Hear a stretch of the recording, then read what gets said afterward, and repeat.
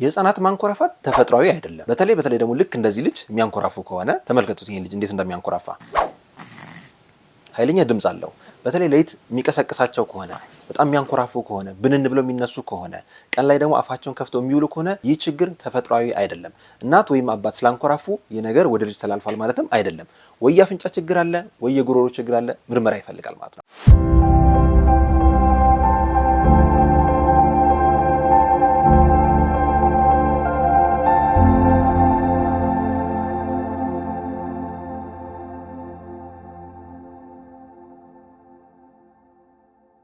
ሰላም እንዴት ናችሁ? ዶክተር ፋሲል ነኝ፣ የህፃናት ስፔሻሊስት ሐኪም። በዛሬ ቪዲዮ ስለ ህፃናት ማንኮራፋት የተሳሳቱ 5 ፖይንቶች እነግራችኋለሁ።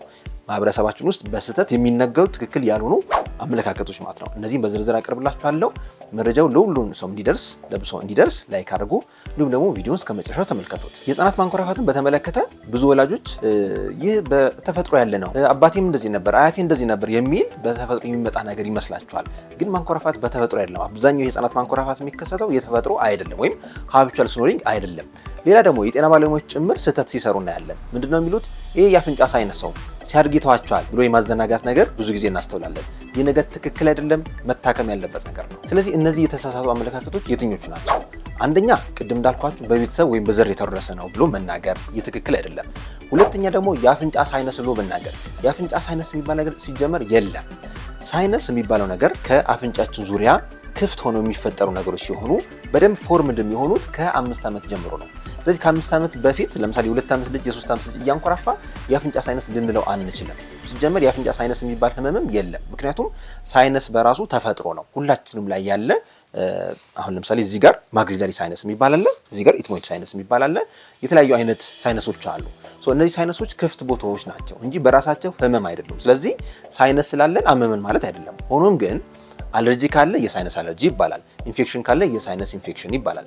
እነዚህ ነገሮች ደግሞ ብዙ ጊዜ የሚከሰቱት ከ5 ዓመትና ከ6 ዓመት ጀምሮ ያሉ ህጻናት ነው። ስለዚህ የአፍንጫ ሳይነስ ነው ብላችሁ አትዘናጉ። ሶስተኛው ብዙ የጤና ባለሙያዎች ደግሞ የሚናገሩት ነገር ምንድነው? ይህ የአፍንጫ አስም ነው ብሎ ይናገራሉ። የአፍንጫ አስም የሚባል ነገር የለም። ወይ የአፍንጫ አለርጂ ነው የሚባለው ወይ ደግሞ አስም ነው የሚባለው። አሁን ልዩነታቸውን ላስረዳችሁ።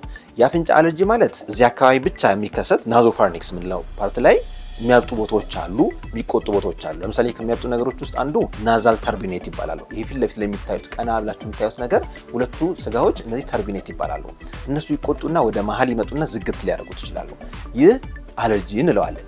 ወይም ደግሞ አስም የሚባለው የታችኛው የአየር ቧንቧ ሲቆጣና ሲጠብ የሚመጣ ነገር ነው እንጂ የአፍንጫ አስም የሚባል ነገር የለም። በእርግጥ ሁለቱም ኮመን ሼር የሚያደርጉት ነገር አለ። ይህ ምንድነው? ሁለቱም የመቆጣት ወይም አቶፒ የምንለው የአለርጂ ዝርያ አላቸው ሁለቱም። ሆኖም ግን የአፍንጫ አስም የሚባል የለም። የአፍንጫ አለርጂ ግን አለ። ይህ በእድሜ እየቀነሰ ሊመጣ ይችላል።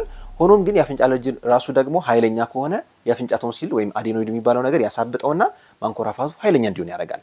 ስለዚህ መዘናጋት የለብንም። ይህም እንደየደረጃው ሕክምና ይፈልጋል ማለት ነው። በነገራችን ላይ ይህ ነገር አጋጥሟችሁ ከሆነ በተለይ ልጆቻችሁ ላይ ይህ ነገር አጋጥሟችሁ ከሆነ እስኪ ኮሜንት አድርጉልን። ምናልባት ጥሩ ለውጥ ያያችሁ ሰዎች በምን ታከማችሁ፣ ምን አይነት ለውጥ አመጣችሁ የሚለው ነገር እስኪ አስተያየታችሁን ኮሜንት ላይ ጻፉልን። አራተኛው የተሳሳተ አመለካከት ደግሞ ናዛል ፖሊፕ ነው ብሎ መናገር። ይህ አሁንም ከጤና ባለሙያዎች የምንሰማው ነገር ነው። ፊት ለፊት የሚታዩት ነገሮች ናዛል ፖሊፕ አይደሉም። ናዛል ፖሊፕ የሚባለው ከውስጥ በኤንዶስኮፕ የሚገኝ ወይም በሌላ ምርመራ የሚገኝ እንጂ ፊት ለፊት በሞባይል አብርተን የምናገኛቸው ነገሮች እነሱ ፖሊፖች አይደሉም። ተፈጥሯዊ የሆኑ ተርቢኔት ይባላሉ።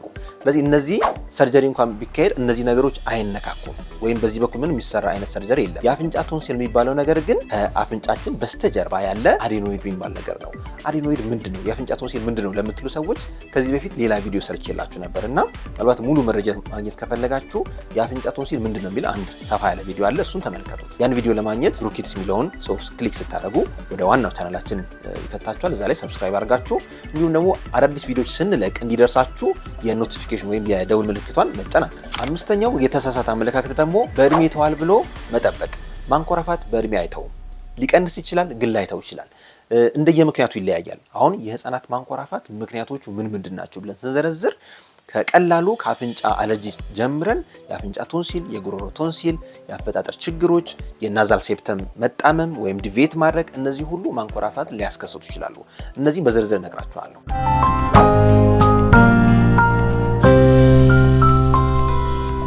ስለዚህ የመጀመሪያው የማንኮራፋት ችግር ከጉሮሮ ቶንሲል ይጀምራል። የጉሮሮ ቶንሲሎች ወይም ፓላተን ቶንሲልስ የምንላቸው አንድ ሰው አፉን ሲከፍት በግራና በቀኝ ፊት ለፊት ላይ የሚታዩ ቶንሲሎች ናቸው። እነዚህ ፓላተን ቶንሲል ይባላሉ። እነዚህ ሳይዛቸው በጣም እያደገ ከመጣ በተለይ ግሬድ 3 ግሬድ 4 አካባቢ ያ ማለት ደረጃ 3 እና ደረጃ 4 አካባቢ ሲደርሱ በጣም ይጠጋጉና ሊነካኩ ይላል። በጣም ስታያቸው ራሱ አንዳንድ የሚያስደነግጡ ሊሆኑ ይችላሉና እነዚህ ነገሮች ካበጡ ኃይለኛ ማንኮራፋት ሊያስከስቱ ይችላሉ። ሁለተኛው የማንኮራፋት የህፃናት የማንኮራፋት ኃይለኛ ችግር ደግሞ የአፍንጫ ቶንሲል ነው። የአፍንጫ ቶንሲል በምስሉ ላይ እንደምትመለከቱት ከዚህ ከአፍንጫችን በስተጀርባ ያለ ሁሉም ሰው ላይ ያለ ነገር ሆኖም ግን በአለርጂ ወይም በባክቴሪያ ወይም በኢንፌክሽን ከመጠን በላይ ሊያድግ ይችላል። በተለይ አንዳንድ ህፃናት በዘር ሊወርሱት ይችላሉ። አንዳንዶች ደግሞ በአለርጂም ሊመጣባቸው ይችላል። እያበጠ እየጨመረ ሊሄድ ይችላል። ይህ እብጠት ደግሞ ምን ያደርጋል? ወደፊት ይመጣና አየር የሚዘዋወርበትን የሚገባበትና የሚወጣበትን መስመር ያጠበዋል ወይም ይዘጋዋል። ልክ ስንተኛ ደግሞ ሙሉ ሰውነታችን ፓራላይዝድ ይሆናል። በተለይ ራፒድ አይ ሙቭመንት የሚባል የእንቅልፍ ፌዝ አለ። እዛ ፌዝ ላይ ሙሉ ሰውነታችን ድክምክም ስለሚያደርግ እየጠበበ ቦታ የበለጠ ይጠብና ህፃናት ሲተኙ በጣም ያንኮራፋሉ። ልክ እንደዚህ ልጅ ማለት ነው። ቅድም መጀመሪያ እንዳሳየኋችሁ ኃይለኛ ድምጽ ይኖረዋል። ኢቭን ማንኮራፋት በጣም ኃይለኛ ሆኖ ሊቀሰቅሳቸው ሊያባንናቸው ይችላል። ይህ ደግሞ ቀን ላይ የራሱ የሆነ ኢፌክት አለው። ለምሳሌ በጣም ቅብዝብዝ ሊያረጋቸው ይችላል፣ ወይም ደግሞ በጣም ኃይለኛ ሊያረጋቸው ይችላል። ኮንሰንትሬት ለማድረግ ትምህርታቸው ላይ አቴንቲቭ ሆነው በትምህርታቸው ውጤታማ እንዳይሆኑ ሊያረጋቸው ይችላል።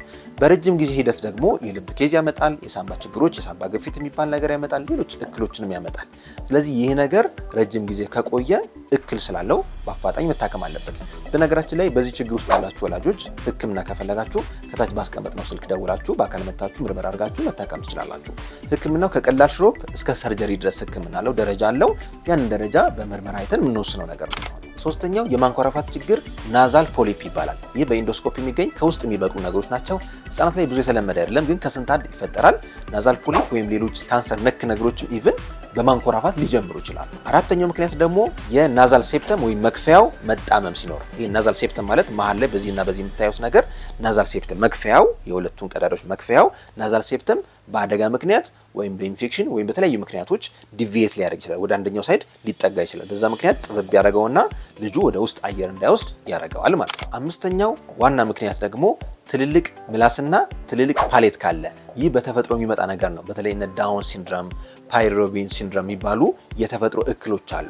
እነዛ ምላሳቸው ትልቅ ሆኖ ወይም ማንዲብል የምንለው ነገር ትንሽ ሆነ ወደ ኋላ ከተጠጋች ምላሳቸውን ወደ ኋላ ይጠጋል። ያ ማለት አየር ቧንቧቸው በተፈጥሮ በምላሳቸው ምክንያት ሊያንስ ይችላል፣ መግቢያው ማለት ነው። በዛ ምክንያት ኃይለኛ ማንኮራፋት ሊከሰት ይችላል። ስለዚህ ህክምናውና መፍትሄው ምን ይመስላል?